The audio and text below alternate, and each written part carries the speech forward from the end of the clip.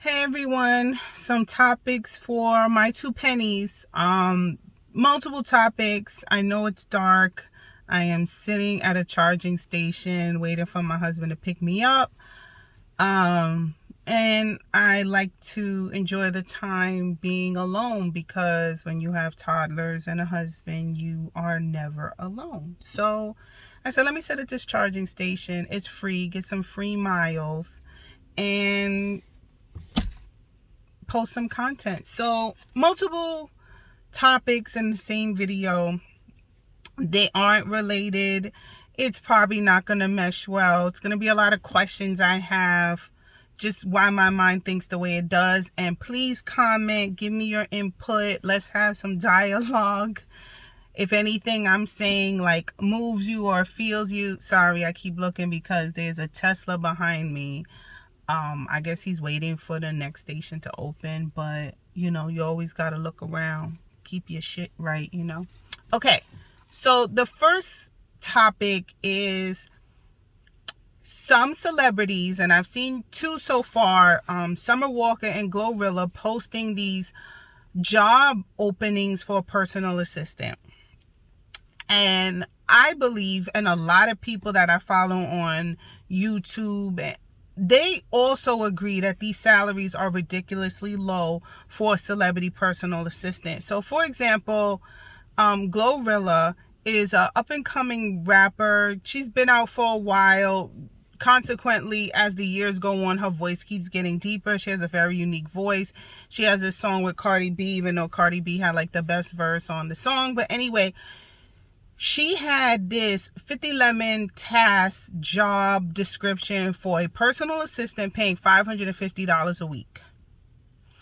And I don't agree that $550 a week for a full-time personal assistant is reasonable. It's not. Oh my God, it just got darker. I don't know what happened. Well, you guys would just be listening. So anyway, I think if you get anybody that is doing this laundry list of things, pick up my outfits, make my appointments, basically, in a nutshell, be with her all the time, nights and weekends. This isn't her job description. Flying with her to bookings and stuff like that. And, personal assistantness to a celebrity, $550 a week, which will be taxed. And a personal assistant doesn't work 35-hour, 40-hour work week. They're pretty much accessible whenever this celebrity needs them. $550 to me is slave labor. But if you do find somebody who is not a super fan, and we'll get into super fans later, they are going to sell your shit to the tabloids.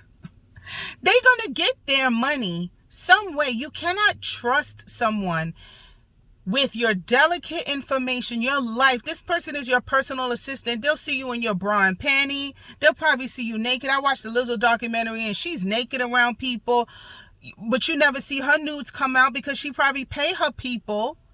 They're going to be stealing from you because you're stealing from them. These are despicable wages, especially if you are a rapper or artist singing about money. If you are singing and rapping about money and you're only paying $550 a week, then you're capping on your music, like we all know that you are. But don't show it to us. Don't prove it to us. This is proving it to us. I think $550 a week would be appropriate for a virtual assistant, somebody to book your appointments, check your emails, run your Twitter, because they can simultaneously be doing another job. If you ever watched the Zohan movie where he's this Israeli hairdresser, the cab driver was also selling magazines on the phone at the same time driving a cab. That's how I see it. Like, they could have two jobs at the same time, a virtual assistant, and they could do another job doing medical billing at the same time. That would be appropriate. Okay, so Glorilla goes on, I guess, a live or whatever, and she doubles down on her $550 a week. And one of the things that she said really stood out to me and was like, I'm paying for your flights. Flights are not cheap. Flights are like $500. I'm paying for your flights. Bitch, I'm on a flight with you to do my job. I'm not on a flight with you to vacation. You want me around to personal assist. I have to be on a plane with you. That is a work expense. For example, when I go to training that my job sends me to, I submit mileage at the federal rate of 62.5 cents per mile plus tolls. That is a work expense, and I get a check because you sent me to a job. If you don't provide me with transportation, you are going to pay me. Glorilla, you paying for their flights is on you. Now, I've heard or read comments about politicians who also underpay their personal assistants, and my theory is you, as the personal assistant to a politician, have direct access to power and influence and status. You are basically absorbing, it's like an intern. You are basically absorbing everything you can from this politician. And if you look at the history of these congressmen and these local politicians, they have all started out as an assistant to a politician. Like Letitia James used to work for or with former Governor Cuomo. You know, like most of them are assistants who then run for office. Usually the office of the person that they're working for, once they get bumped up or promoted to a higher office, the assistant knows the job inside out and then runs for that seat. This is fast fashion artists, fast fashion rappers. I also, you might get lucky and you might get a Cardi B, but Cardi B to me is an outlier because when she came out, I had a discussion with my coworker at the time, and I said she ain't gonna make it, and I was wrong. But there's not a lot of Cardi B's, and I think a lot of Cardi B's success does not have a lot to do with her music. It's what she did outside of music. She's beautiful. She got into fashion. She was wearing fashion pieces. She was just marketing herself, tremendously marketing herself. Her music was catchy, but the music to me was just a way to open the door to give you Cardi B. I think a lot of these rappers are Zara and H&M. Like, they're there for a season and that's it. They're going to make one song. They're going to make $1 million and you're not going to hear from them again if they don't market themselves. And,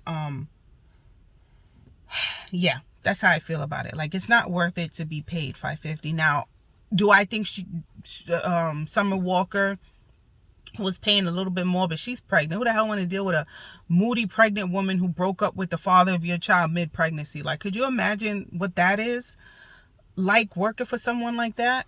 And if you do find somebody, it's more than likely going to be a super fan, somebody who just wants access to you, and that's dangerous on itself. You don't want to have a fanatic around you, because that's dangerous. Like, didn't the head of Selena's fan club kill her? Like, you're opening the door for that. And then I want to know who these people have around them, because I know when I put out something for my job, it is looked over by somebody else. And if somebody puts out something, I am looking over things as well. Like, we have checks and balances.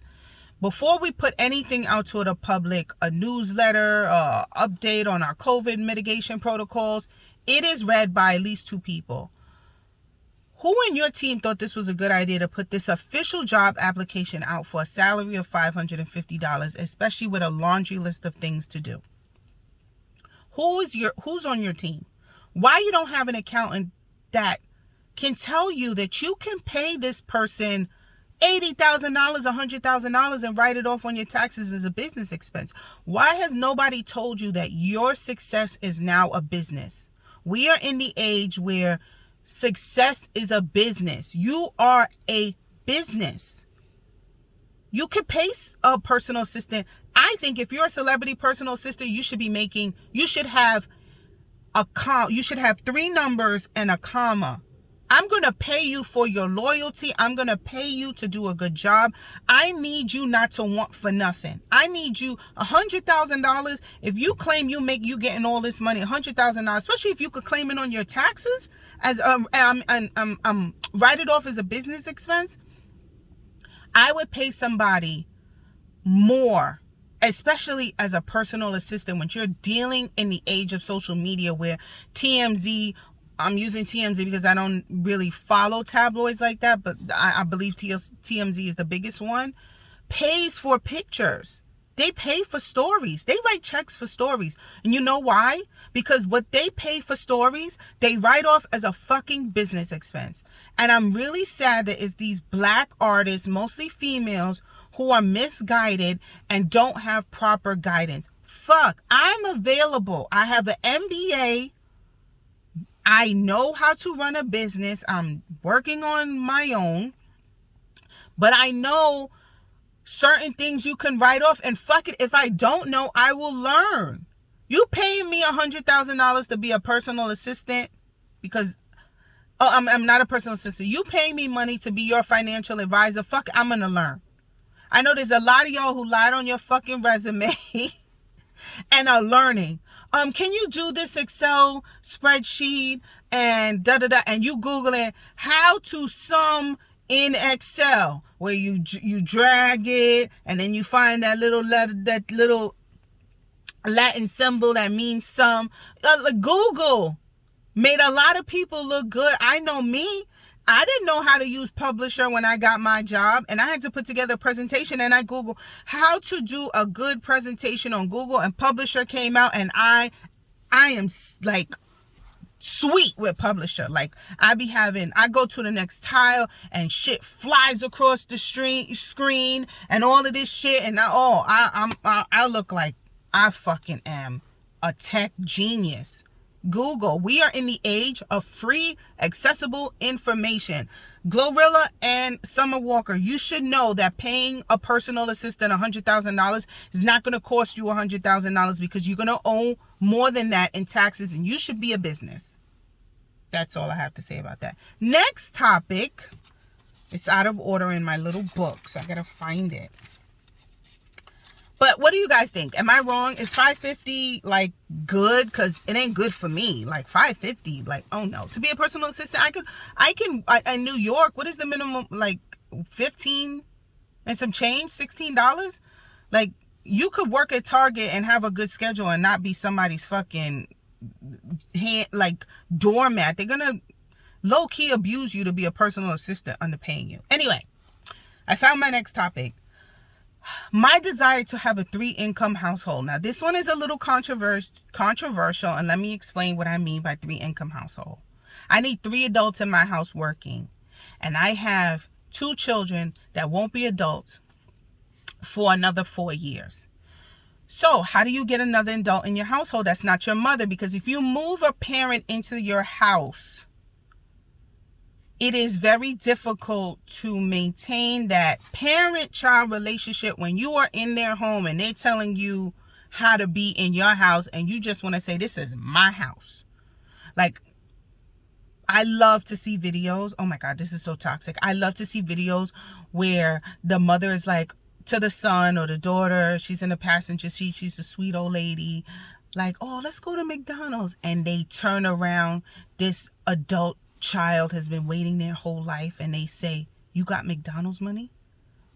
We got McDonald's in the house.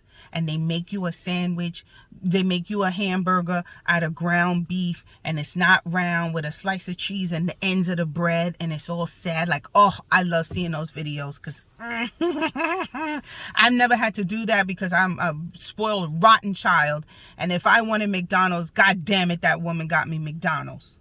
because I'm spoiled. But anyway, 3-income household, sister wife or Mr. husband, and I'm coining that phrase, a Mr. husband or sister wife relationship. Now, I've spoken to my darling husband about this, and he says vehemently, I have a speech issue, guys. I know these words, they just don't come out right. He emphatically says no, and that it is a headache for a man to deal with 2 different women. And I watch Sister Wives, the TV show, and Cody is a miserable as fuck. Those wives terrorize him. I think one is divorcing him. He has no power. They all have houses. He don't own shit. He got a closet in each house. They be kicking him out. They're like, it's not my day, it's your day. It's not a happy life for him. He looks miserable. Like, it's not easy. So I understand where Eli's coming from. And I have told him, then I'll get another wife. He says no, because then we'll tag team against him. And he's absolutely correct. I've also brought up Mr. Husband, and you know, he's a man. He said no. But anyway, my desire to have a 3-income household. So there's a TV show called Seeking Sister Wife, and there was a black couple, and they were toxic. The husband was toxic and abusive. Google them and you'll fall down the rabbit hole of how terrorizing these people are. But anyway, they were seeking a sister wife for income purposes to keep the generational wealth. And I kind of was feeling that, like, you know, it's a village mentality. You watch my kids, I watch your kids. We grow financially together. Our children benefit, yada, yada, yada. Yeah. So that was my desire, to have a 3-income household. But then, you know, I'm toxic and combative, all my microaggression characteristics. And then a part of me deep down inside comes up. And let me preface with saying that I believe if a man desires to take another wife, he has to financially be able to support those wives equally. So if the first wife, he bought her a house, he needs to buy the second wife or third wife a house. They have to be treated equally. If one wife has to work, they both have to work. But I think if you want multiple wives, they shouldn't have to work if they don't want to. And like Mariah Huff said from Medicine Wives, as Funky Dineva calls them, she said when they asked about her husband Aiden getting another wife, because culturally that's what they do, she said, and I quote, "If he can afford another wife, that means I ain't spending enough money." And that's how I feel. Like, if my husband ever came to me and said he want to take another wife, and we broke it down financially and we crunched the numbers and he can afford another wife, that means I have failed draining those pockets. Okay. Next topic. Tell me what you guys feel about the 3-income household. Is it a good idea? If it's a bad idea, do you want to apply? I am, what's the word? Not polyamorous. Well, I guess I'm trying to be, pansexual. I takes it all as long as you have a job. Okay. You could apply. Next topic came up with Master P and his son, formerly known as Little Romeo, and he's now Romeo. So this came up too in a few blogs I watched, a few video blogs that I watched, and I kind of found it very interesting. So if you don't know, Master P and his son are publicly going at it on social media, going back and forth. So to summarize, Master P says that Romeo is a spoiled brat, and at 30 years old, Romeo has a child. He's over 30. If you're not where you are in life, shame on you, because you grew up watching me. I was the blueprint. If you don't know, Master P is, according to what we see, is very financially successful. Started with nothing. Was really killing it in the early 2000s, dominating music, dominating fashion, dominating everything.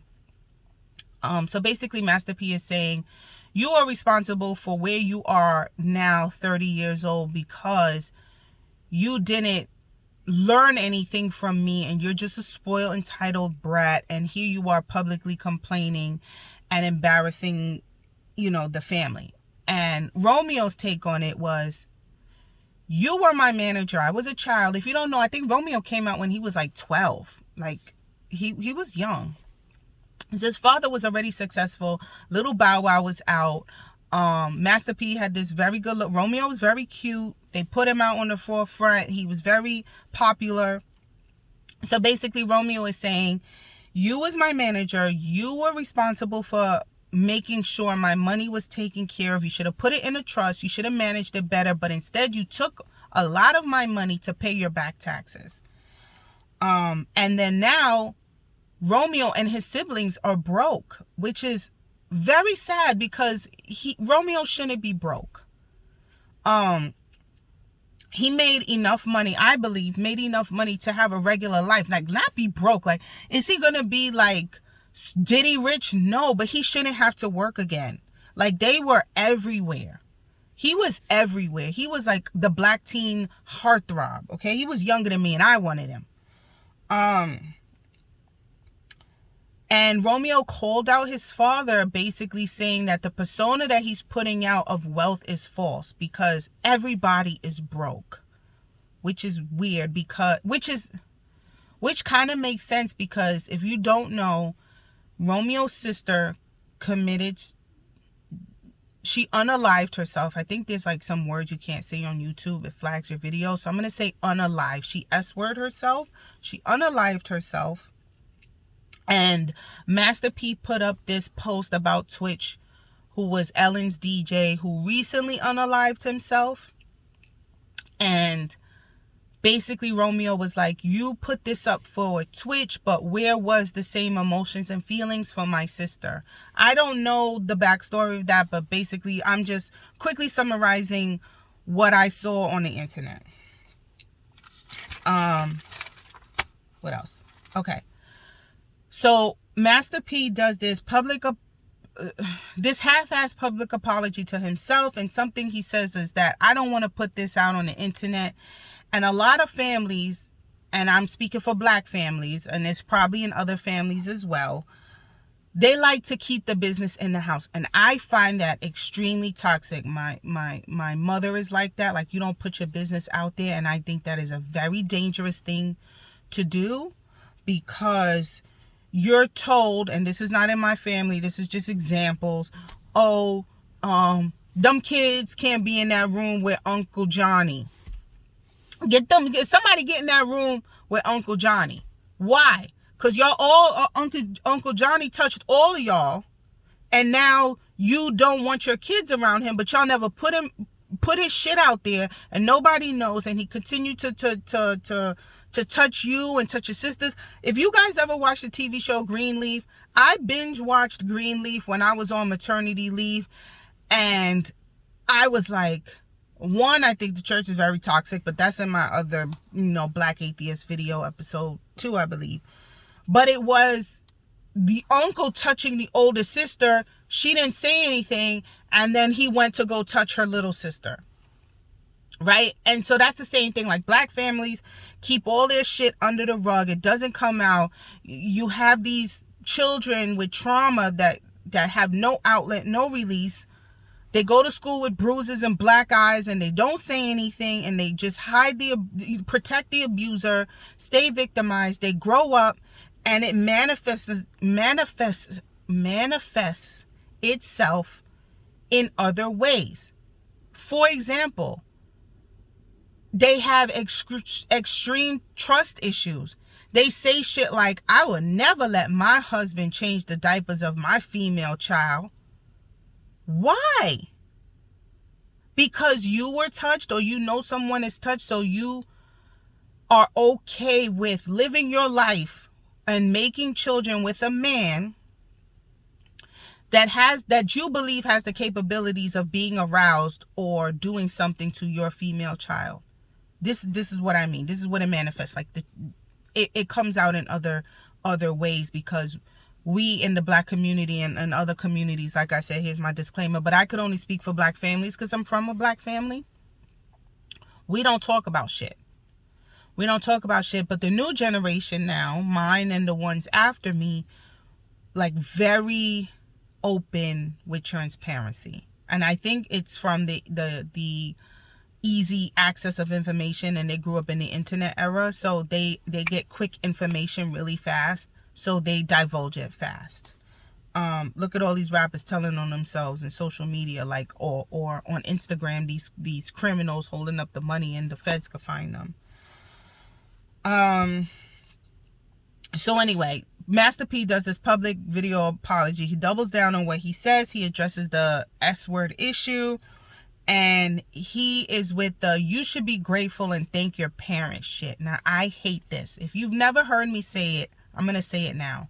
I don't believe you owe your parents anything. You don't owe them shit. My children owe me nothing. To be a parent is not a selfless act. To be a parent is very selfish. Like this comedian said, and his name is escaping me right now. He says being a parent is very selfish. What is more selfish than making something that looks like you and loving and caring for something that came from you? That is selfish. So you made a decision to have a child on your own or not. That child didn't ask to be here. It's very selfish to make children, and extremely self-serving to expect them to take care of you in your old age. Now, if you raise a child and you don't abuse it and you love it and you nurture it and you care for it, and it chooses independently without being emotionally terrorized to take care of you, that's one thing.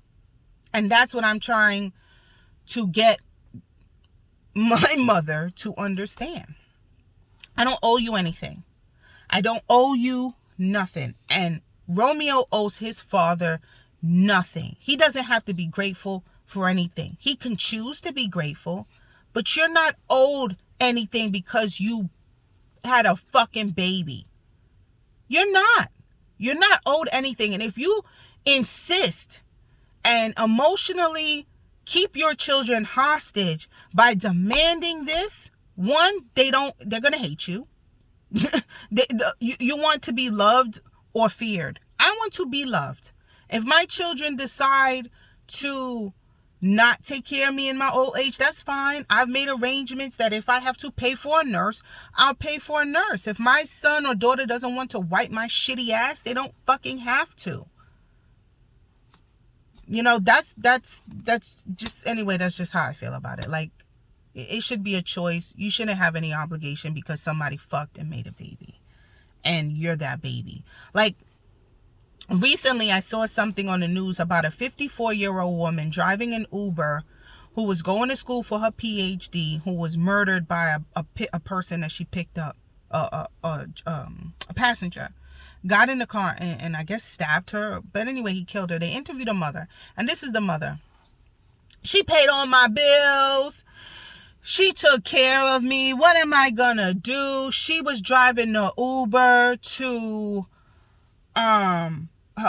pay for her PhD, pay for school, and to buy children's gifts from the church. Are you fucking kidding me? She died so she could pay your fucking bills and to buy children at the church toys?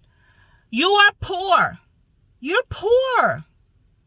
Like, you shouldn't be buying anybody. And, you know, my mother calls me selfish all the time. Oh, I should have put this on. Anyway, I got a call. Sorry. Okay, got a phone call. Let me continue.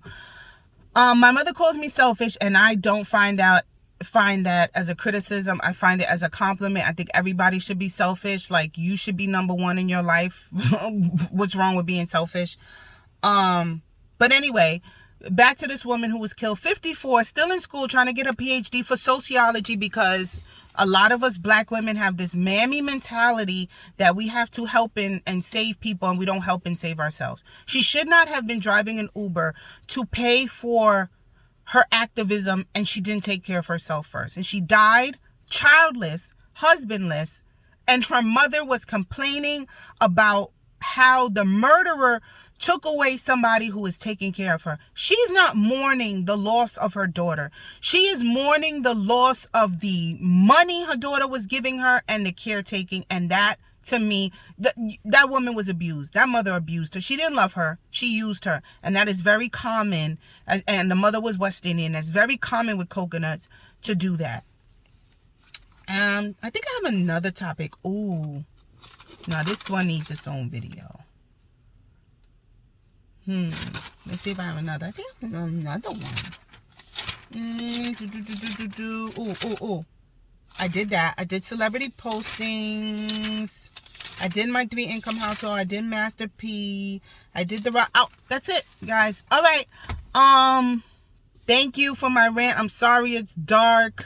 But I hope you guys heard me really well. And these are my 2 pennies. I'll see you next time. Bye-bye.